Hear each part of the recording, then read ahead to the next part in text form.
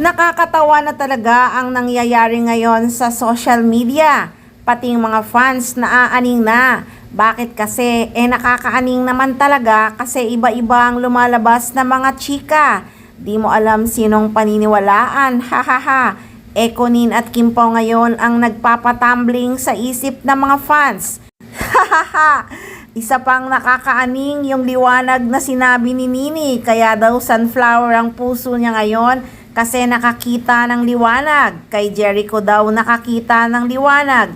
Why? Kasi nakakita na ng liwanag. Oh my God.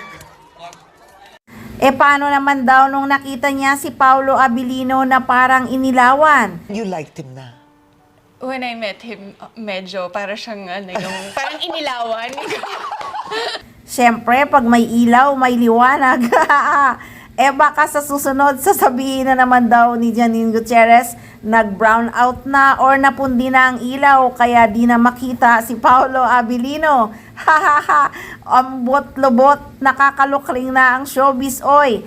Hay nako, basta suportahan na lang natin ang Lavender Fields ni Janine Gutierrez at Jericho Rosales at marami pang iba. Siguradong hindi mo naman pagsisisihan dahil napakaganda ng seryeng ito.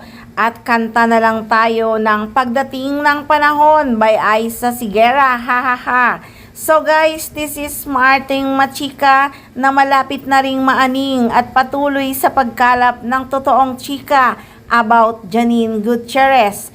Ekonin ba or Paunin? So this is Marting Machika.